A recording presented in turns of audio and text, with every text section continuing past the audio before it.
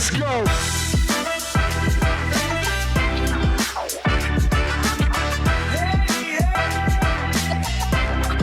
All right, we're back. Episode 38. Just Jinx. Cole and I again today. We didn't do the inaugural cheers last time. No, we gotta do it we'll twice. this time. That's for last time? Troy, That's for this time. 2 sips? Yeah.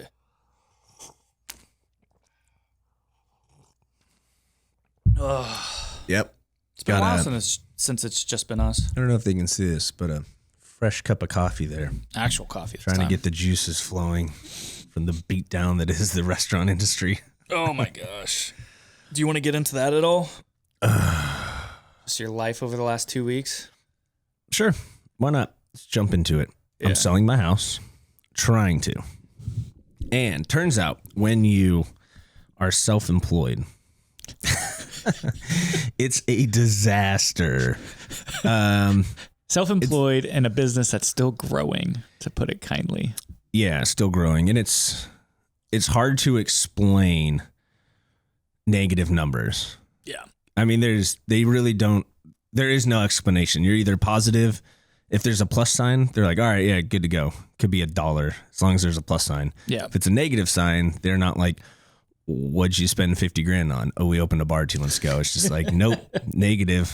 But anywho, so I'm moving, I'm in the process, like 2 weeks away, hopefully. So Yeah. we're in the end phases of financing and selling a house and buying a house and moving out to the cornfields of West Jefferson. Time will tell. Yeah, I think it's great, though, because it's trailers to yachts. But I feel like on the spectrum of trailers to yachts, we're kind of tipping more towards the trailer side. Heavily. Yeah. So it's like trailers or maybe yachts. Yeah. Yeah. Trailers Yeah. or mobile homes. The rags to riches or the cautionary tales looking more and more realistic. Yeah, we didn't put a timeline on it though, so I'm still very much hopeful. The frustrating thing is we keep growing. And it's not frustrating. It's just not as fast or as pronounced. Everyone's like, oh, you're an overnight success. It's like, no, it It's a actually was like slow 3 grind. years of slowly grinding and getting 1%, 2%, Yeah. 3% better. And it's like, yeah, eventually you'll get there. But there's some the in-between times are pretty rough. Yeah. Yeah. But I mean, we're doing almost 3 times Yeah. what our goal was in the food truck Yeah. initially, and then kind of what we started the restaurant. Our revenues tripled from where we started here. So we're constantly seeing the success, but like every week it's like you have to look at the numbers and convince yourself Yeah. like it's good. We're fine. Yeah. Stop complaining. Just keep grinding. But It's the start of the month that's the worst because that's when you have 25,000 in the account and then what? Next day? Oh, we got $300. Hey, sweet. running to the bank. Yeah, I hope we have enough cash. Yeah, it is exciting stuff, but we keep growing. It's only going to get better. And they're starting to pave Front Street now, so I think that's They're actually going quick on that. Yeah, like half of it's done. Mm-hmm. So I think a few weeks that's going to be open up, and I think it's going to be a good boost to business. We do need a sign on Front Street. Yeah, how are we going to pay for that? GoFundMe, I think. I like that. I think we do a competition. Yeah. What does that look like? I don't know. You got to compete for the opportunity to buy us a sign. Yeah, shoot. That doesn't really make any sense, though. I guess it'd be like a fundraising competition, but I do want like a Vegas style sign.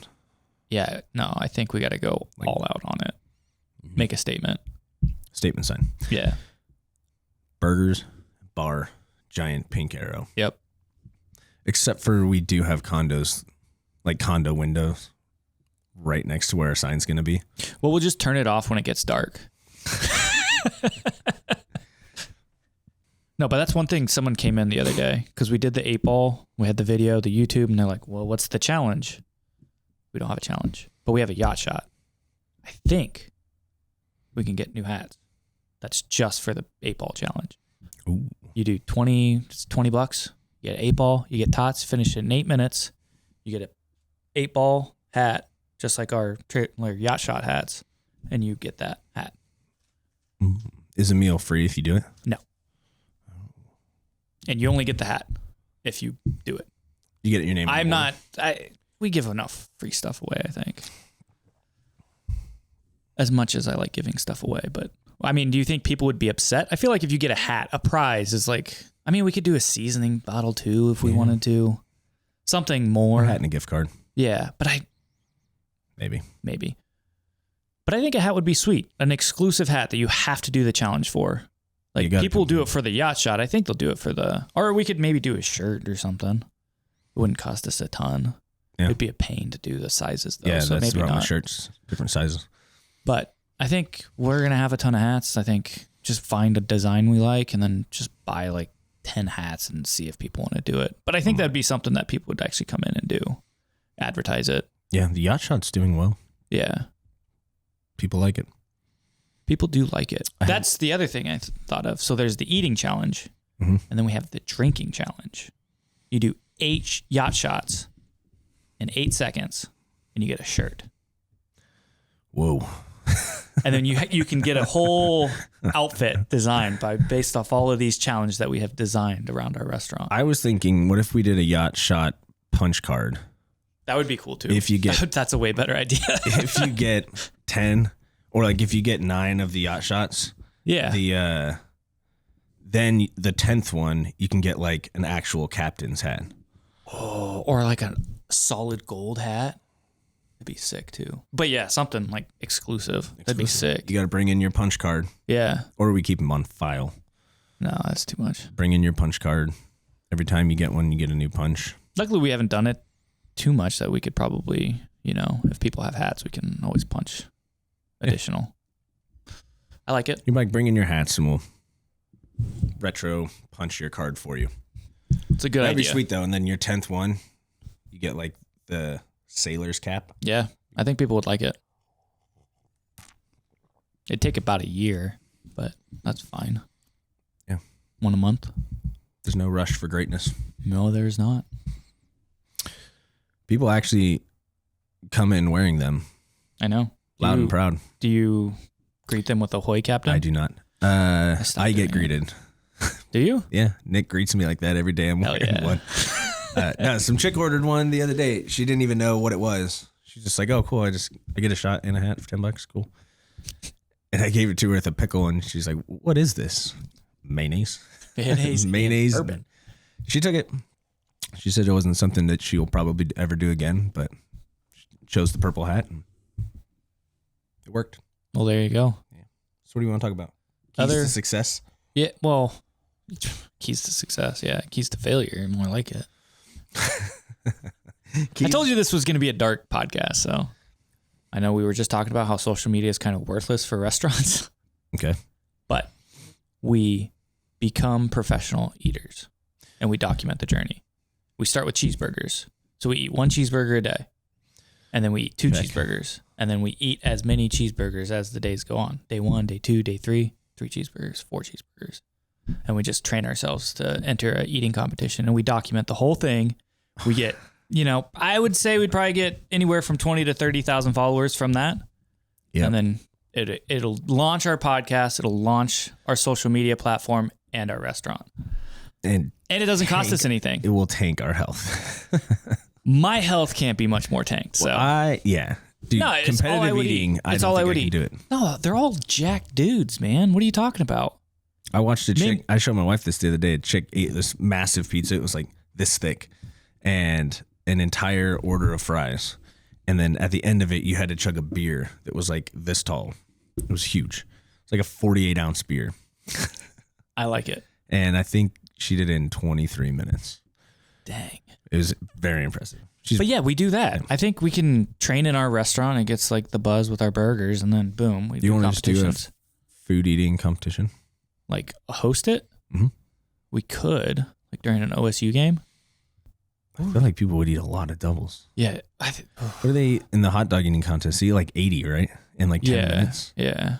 Something crazy. I don't want to do that, to be honest. Do like 20 doubles in 10 minutes? Maybe tater tots. It's just like, how many tots can you eat? How many half-pound tots can you eat?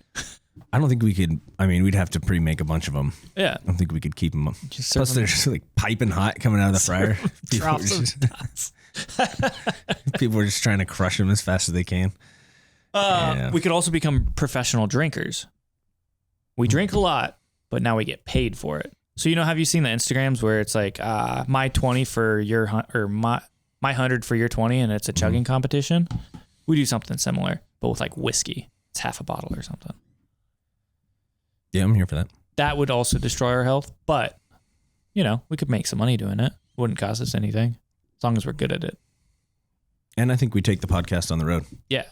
On the golf course. No, I think we have to become on the pod. Ooh. Golf course podcast. I like it. Where we bring other restaurant owners on. They all play golf, so we do it on Mondays over a round of golf. 9 holes. Yeah.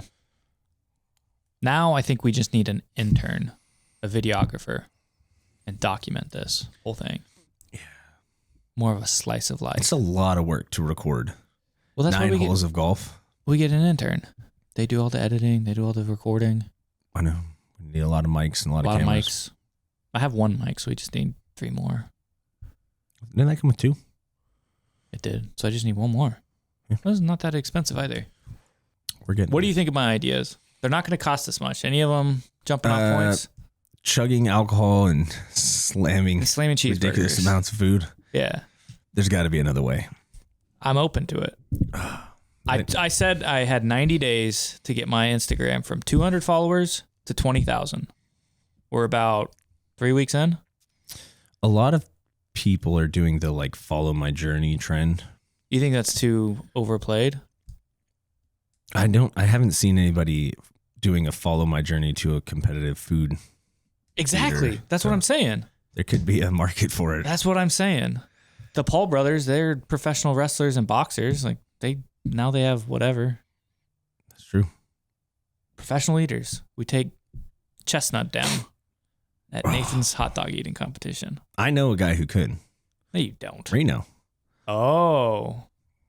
What if we train our staff to do it? I like that. Incentivize them. And then we make them document the journey. We can document their journey. Oh. Of the takedown. So we just have them all sign NDAs and it's like, we have exclusive rights to your likeness and image. Yeah, we'll get Falters to sponsor the hot dogs. I like it. Like, Reno, you got to eat 80 hot dogs a day. I hope he listens to this episode. No one's listening to this episode. All right. Road's opening. What else do we got going? The bar's growing. Bar's growing. Slowly but surely. The Halloween decorations wasn't as big of a hit as I was hoping. Yeah, 614 now didn't care. Yeah, no one really cared. I talked to him about it. They didn't really care. I don't know what's going on with the city. People like it, though. They do like the decor. It's awesome. I feel like if more people knew about it. Are we doing Christmas decor? That's... No. I think mild. Okay. I'd be okay with. Some ribbons here and there. I got some nutcrackers we can bring in. I got that you have soldier a nutcracker. huge one. Yeah. I gotta get that out of my house. All right. Mild Christmas decor. I'm here for it. VHS has got a Halloween party. Yeah. Tonight? 2 days. The 17th. 17th, so yeah. Friday. What are your ideas? What are some growth ideas? I know you've got literally nothing left to give, so I at least came to the table with, 5 checklists. Did we already go the through sales all 5 of milestones? those? Yeah, it wasn't a very good list. Why? Sales milestone. Let's talk about that. You want to do sales milestones? Well, it's like more of an admin thing, though. Yeah, I guess. No, I mean, we could do a little thermometer and put it in the kitchen. Be like, hey, if we hit 20,000 this week, we get another talk guy. Another minion. Yeah, no, it is an admin thing, but I think as far as like business growth, and that's something we've always done is kind of plan for the future. Yeah. So I think actually writing that down, and then when we get to each one of those milestones, it's like we already know that we can pre-make the decision of what needs to happen. So as soon as you get there, it's like you just pull the trigger and find the person you want to hire or whatever. Yeah. So I guess a little explanation. The sales milestones, it's basically for a restaurant, you want your labor to be about 30 to 35% of your sales. So that means if you make $10,000, about $3,000 to $3,500 of that should go to your employees, like paying people to run your restaurant. So essentially, like we would map out, like here's what $20,000 looks like. This is how many employees we would have. This is kind of like their roles. Here, if we got 22,000, now we have an extra $600. We can either get a part-time guy, We can give people raises, give people more responsibilities, or do like more perks for them. Here's if we get to 25,000, hey, maybe we're looking at hiring a general manager, 30,000, so on and so forth. So that's kind of like the whole idea of like actually mapping that out and like being very clear cut. Hey, we've made $20,000. Let's start looking at this and that. And that way it's not like taking away a lot of like guesswork. Yeah. Because you never want your restaurant to be overwhelmed by, not having the staffing necessary. So like you don't want your labor to be like 25% because then that's when everyone's burnout. Everyone's burning out. Food quality is going down. There's a lot of shit that's just going to start hitting the fan. So it's always staying on top of that, I think, is somewhat important. And if you are within your proper margins, it's what, 10% profit? 5 to 10, yeah. 5 to 10 is proper. Yeah. So that's if you're at 30% food costs, 30% labor costs. So if you're at 30, well, there's other factors too. It's like rent's another thing. Like some people's rents are like 15%, but that's because they're in a crazy area. So like there's flexibility, like plus or minus 5 to 10% on each metric. There's only 100% of the pie. Yeah, is what I'm saying. So if your labor's sometimes 105%, you just take your wallet out and like what? Add to the pie. Yeah. I mean, if your labor's at 35 or 40%, then that is coming from somewhere. Yeah. So it's like your food costs have to be down enough to where you can support that, or your rent or whatever, or you have zero profits. Yeah. But yeah, you can't it's a weird balance because if you can't overhire. Yep. But you don't want to be understaffed. Yeah. It's like, I think building out that plan for growth would be good because one, like you said too, for promoting the guys here, it's like, hey, they know as we hit these milestones and we go over that with them too. It's like, as we're hitting these numbers, this is when we're going to increase staff in the kitchen, front of the house, or we're going to be looking for one of you guys to step up to do more visibility for everyone. Yeah. I think it's more beneficial. I think it keeps people engaged. Like if you're just constantly like hiding everything from everyone else, it's like, I don't know. Then you're just like a cog. I don't think people like that. You want to get people excited to go to work and like feel like they're involved. Yeah. And it's like, it makes things more real. Like when we tell people, oh, we had a record week this week. Yeah. It's like, oh, wow, you guys made 20 grand this week. Like you each made $10,000. That's amazing. Like, oh, it means it only cost us $1,000 this week to stay in business instead of $5. Yeah.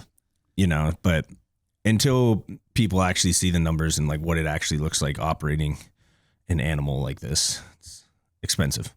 Yeah. I mean, we've big milestone. We made $1 million in sales as of today. Cheers. Smash Buddies has done $1 million in revenue. And it has only cost us 6%. It's not bad. That's not terrible, but it cost us $60,000 to make $1 million. That's not bad. Not bad for two guys who have no idea what we're doing.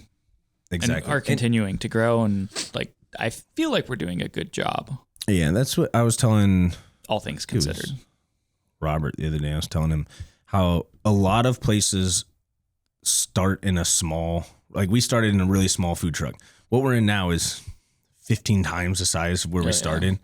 But what we can do out of this location, the sky's the limit. Mm-hmm. Whereas if your first brick and mortar is small, you're kind of capped on how many employees you can put in there, how much business you can do. I mean, I think we could triple our revenue again and be fine in this location and not feel like we're unable to keep up because the kitchen's massive and we can rearrange things and add more storage as we need it. But I mean, we're still operating on 1 delivery a week. Yeah. As we grow, we can go to 3 deliveries or daily deliveries if we need to, but we kind of gambled on that. It's like, we'll get a really big space and grow into it. Mm-hmm. It's just, you're dealing with all of your growing pains up front. Yeah. Once you get there, it's like, hell yeah. Now we're profitable. We're fine. We made it. But I would almost rather that, because now we have something to like go towards, than if you're once you get maxed out in one restaurant, then your only option is to open a second one, once you're, or you just get comfortable. It's like I'm collecting a paycheck. It's like what happens to a lot of food truck people. I think we talked about last podcast. It's like I'm making good money. Like I don't need to stress myself out and put myself in financial risk when I'm doing fine. Like I can't grow anymore. Like my ceiling's capped out, but it's like, it's good enough. I'm comfortable. Yeah. We're not very comfortable right now. We don't have a ceiling though. We do not have a ceiling. We have so much more room. I mean, just the area in general, like we can grow so much more with the area. So not a lot of people can see that transformation. Yeah. And we get people still that come in and they're like, oh, it's a slow day. And you're like, bro, we tripled our revenue from where we were a year ago when we started down here. Those were slow days. It's crazy to think about how some of those days felt busy. And now today would feel like rip your, like just so slow. It's wild. Yeah. But it's, you have one really busy week and then your next week is slower, but it's still better than most of your weeks leading up to it. Yeah. But it feels like it's a ghost town in there just from, a couple $1,000 sway in either direction. Yeah.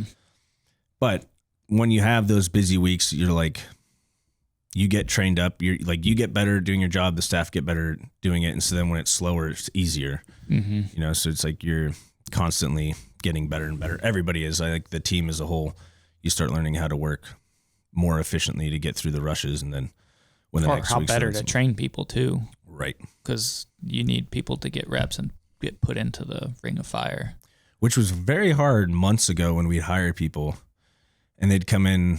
That one chick worked here for a day. She was supposed to be a bartender when you're opening the bar. But we had, I think, like 4 customers came in. She was working in the front of the house for like her first shift. And I think we had like 3 or 4 customers come in that day. We did a decent amount. Like it wasn't a bad day. We did a decent amount online stuff. But it's like, how do you train somebody to run the front of the house when nobody comes in? You're like, I promise it's not normally like this. Like we get rushes. It's like, okay, sure you do. But yeah, that's what's crazy too. It's like it's been 2.5 years, roughly. We just hit 1 million. Yeah. There's several other restaurants who are doing 3 times that in a year, 5 times that in a year. Mm. It's like we're still such a small fish. Like, yeah, we have so much room to grow. Oh, yeah. But, we said from the beginning we wanted to be double our revenue every year. How are we looking with that? I haven't looked, actually, but I think we actually should be on pace for this year. Should be. It depends on how we're doing, if we're doing it by fiscal year or if we're doing it by start date. Yeah. Fiscal year, we should be. But if it's by start date, honestly, we should be on pace. Because last year, we doubled, and this year, we're doubling last year. So, yeah. That's pretty good. Which is crazy. Yeah. We keep that up. We'll be a $10 million entity in 7 more years. 7 more years. No, it'll be like 5 years. Yeah. That's fine though. I'm in no rush. I'm just in a rush to do like 15% more business. Which it'll be really interesting to see what the road does when that opens. Yeah, I'm like tempted to just pay someone to sign, get a flip sign, and just pay someone like $15 an hour just to stand out there like flipping a sign like, burgers this way, get your burgers. I'll do that if we have enough staff. I honestly think that would actually be kind of beneficial. People love that stuff. Scott pretty much does that. Scott does do that, but he doesn't have a sign. You get him a sign. Or a burger suit. He'd probably wear the burger suit though. Yeah. But but you know what I mean? Like when there's, 1,000 cars going by each hour, it's like having someone there. Yeah. And that's where the biggest thing is, because our signage is in the middle of the construction where you literally can't drive. Yeah. So you have to be able to, like, people have to look into the construction up the road looking for a sign, which they don't do. No. They just call. But it'll be really interesting to see when that opens. And like the biggest thing I think is when people Google it, GPS will actually take them to our restaurant or to a point in the road where they can see our restaurant. Yeah. Which now it's like you get 2 blocks away and GPS is like, good luck. Go get out and go find it. Seriously. So, it's crazy. But we'll never know how many people have come down here looking for it. But I imagine it's a decent amount. Yeah. Just think how much easier this is going to be to do a second time. Oh, way easier. Like all of the stuff we've learned, all of the crap we've had to deal with, like it's going to be doing this a second and third time. Like it's going to be stressful. The money's always going to be stressful, but it's going to be so much easier. Yeah. We're going to know how to train people. We're going to know how to hire people. Like all of this stuff that we had no idea how to do when we first started. Yeah. And now we're going to have people like, I think we have a lot of people who are like, they want us to open a second location. They're like, I get paid more? Hell yeah. Take on more responsibility. And I think they're capable of it. So it's like, yeah, man, we just have to get past the next 6 months. And then it's like, dude, I think the runway is just like wide open. Well, and we're not really set on like one thing that we have to do. Like if we were to open a second location, it doesn't have to be a duplicate of what we have here. Mm-hmm. It doesn't have to have a bar. It doesn't even have to have a front, like a restaurant. Yeah. We could open a ghost kitchen. We could open a kitchen in somebody else's bar if we wanted to, we don't want to, but we were just talking. I don't like working with other people. No. Everyone. I don't want to work with anyone. I'm just saying how we operate and what we do, we don't need a lot of fancy stuff. We can pretty much make any spot work as long as it's, what we're looking for. But we can go from here to a bigger place that has the same setup, a full bar and all that. Yeah. Or we could go to something that's, significantly smaller, just has a decent kitchen. Or it has a bowling alley. Ooh. I was in Easton. When? Tuesday. Okay. Have you been in there? The Easton Mall? Yeah, well, one time. A comedy show I went to. Have you been inside like the actual mall part of it where the Five Guys is? Not that part. I was in some part, but it was just like literally just they have there and back. Five Guys up top. It's like on the second story, but it's got like a balcony all the way around it. It looks like a castle on top of there. It just like overlooks everything. It's a cool location. I would not want to be in a mall though. No. Like food court style. Absolutely not. No chance. I don't want to be in a food court. I don't want to be in a mall. I don't want to be in another person's bar. I don't want to work with other people. The location, like towering up above like everything, it was cool. I was like, that's a sweet spot for, say Smash Buddies up there would be cool. But true. What I look at now is like, how do you get all your deliveries in here? What's like a half-mile walk to the road? Yeah. Crazy. Or like, where are they draining their grease at the end of the day? In the middle of a mall. These are things you don't have to think about. I would never want to do that. Yeah. What was that horse thing we were going to do? The horse race in the food truck? Oh, the Kentucky Derby? Kentucky Derby. You want to do that still? I'll reach out. Yeah. We just need a box trailer. Yeah. I think we can have a comeback conversation on the Kentucky Derby. Yeah, just shut down the restaurant and take all of the guys, get a trailer. That would actually be kind of fun. RV. It would be sweet. I mean, at that point, if this thing is running itself, like just take a couple staff with us, some helpers. And next year. Or the year after. No, one of our past employees came in this weekend, was working the Italian Fest downtown. In a pop-up, and they had their like 3-compartment sink sitting on cinder blocks, and he said it was like so tall that he could hardly reach in there to like wash the dishes, and that's what he was doing all day long. And I'm like, that sounds brutal. Damn. Yeah, going back to the pop-up food truck life. Yeah, rough. That's People complain about how hot a kitchen gets. Like, you guys don't even. Not that bad. Yeah, we almost died that one time. A few times. We almost killed a guy that one time. A few times. What else we got? Growth experience. Do you think we're going to open another one next year? Another spot? Next year, 2026, I put it at like 25% chance of that happening. Yeah, I can kind of see it happening though. I can too.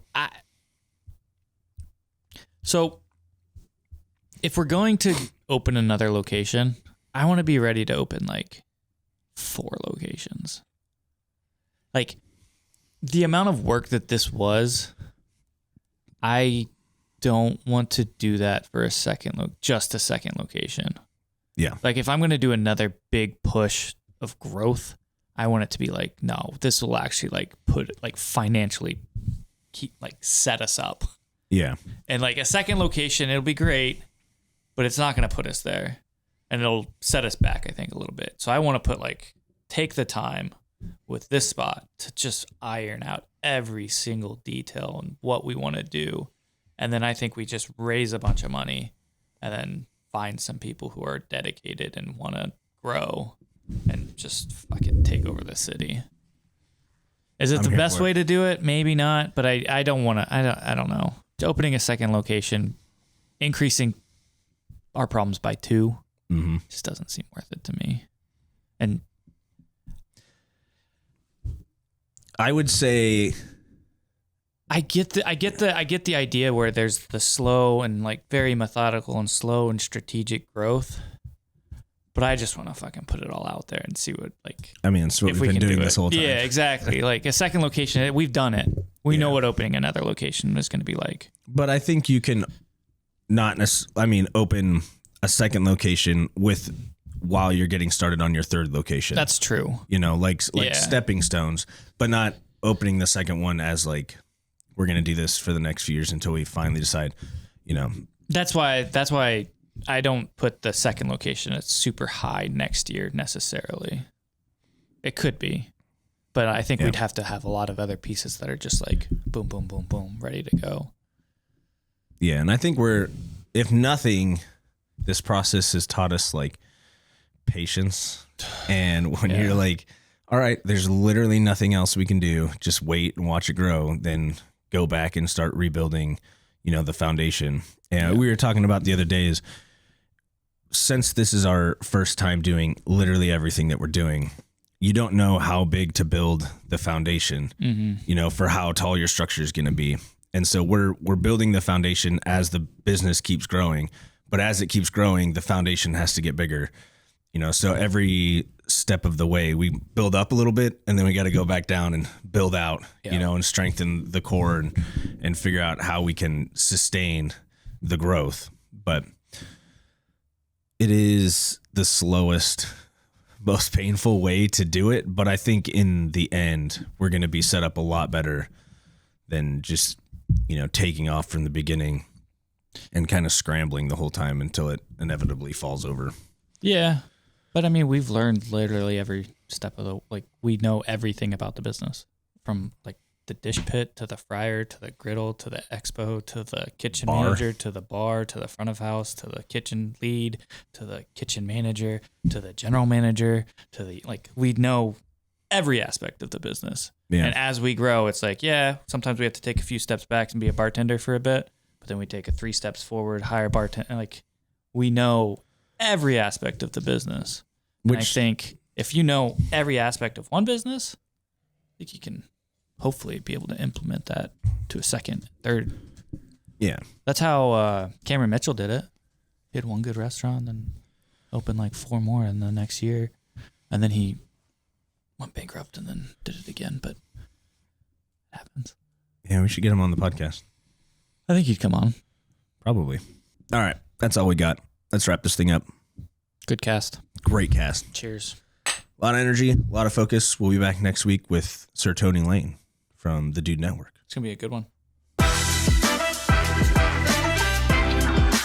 Smash you later.